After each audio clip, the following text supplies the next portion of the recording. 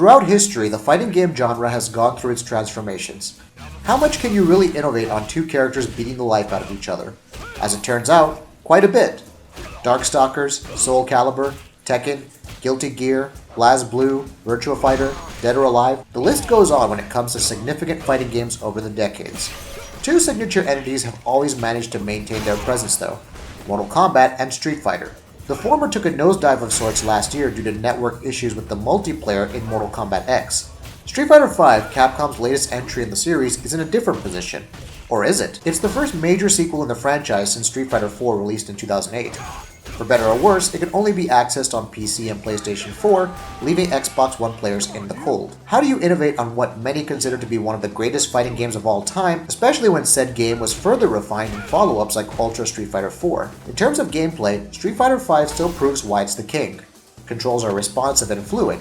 Fighters move naturally and without any clunkiness or delay. This highlights the overall visual finesse of Street Fighter V. If Street Fighter IV was all about the wildly irreverent ink streaks and splotches, then Street Fighter V takes a decidedly more mature approach. Running at 60 FPS with high settings and 1080p resolution on PC, it's amazing to note the personality that each fighter can exude by simply standing still. Environments are mostly static and don't really affect the battle, but they manage to stand out in their uniqueness for the most part. The range of fighters is interesting this time around simply because you can't get any more balanced than this. Ryu and Ken are your typical all-rounders. Fighters like Cammy and Chun-Li emphasize quickness and rapid strikes. There are plenty of others which can fit your playstyle, like the new Fang, who mixes rapid strikes with poison attacks that can deplete health, or M. Bison, whose strength and unpredictability offsets his slower movement. The new V-Gauge replaces the focus system of old and changes things up in an interesting fashion. The V-Trigger and V-Skill abilities are your basic go-to mechanics in the beginning. V-Skill is a special ability unique to each character that can activate on pressing both medium attack buttons. Ryu, for example, can parry attacks with his V-Skill, while Ken uses a quick step forward to close the distance. Successfully using V-Skills builds up the V-Trigger, which can be activated by hitting both heavy attack buttons. This confers a unique version to your fighter's range of special moves and attacks. Ken's V-Trigger, for instance, will add a flame effect to his Shoryuken and Hadouken. Knowing your character's V-Skill abilities and when to use them, along with successfully pulling off V-triggers, holds the key to victory. Don't think your enemy is in a corner when you use V-triggers though.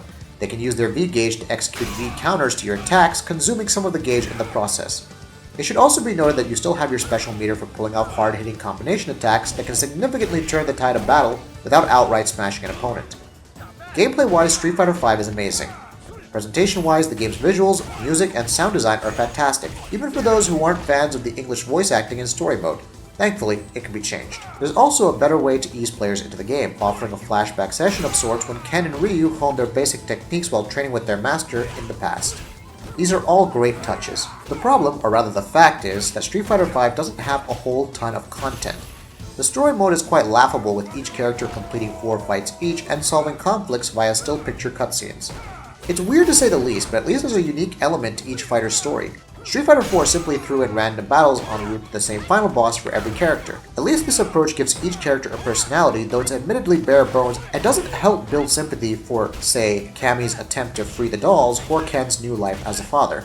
As it stands, the single-player story mode is just a way to earn some quick experience and fight money. What about the bonus rounds of car smashing? What about tag team fights? That lack of content extends to the challenge mode, which will be added as a free update in March. Considering that the trials were the more significant meat in Street Fighter IV's single-player component, while allowing players to master advanced techniques and strategies, it's kind of a bust to not see them at launch.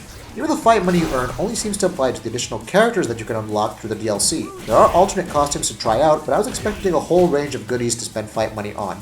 With survival and training pretty much rounding out the single-player experience, Street Fighter V's short-term longevity relies on its multiplayer out of the gate. Thankfully, the multiplayer aspect is incredibly solid.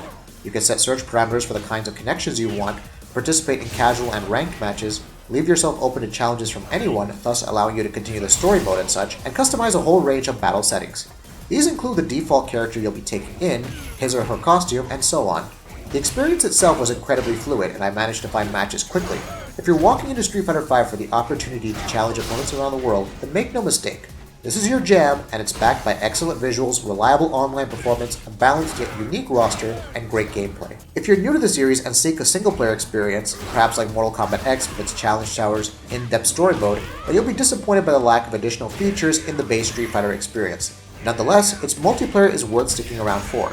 If you seek a compelling fighting game which will only get better with time, then Street Fighter V will reward your time and commitment. We'll see how the daily challenges, trials, and such pan out when Challenge Mode arrives next month.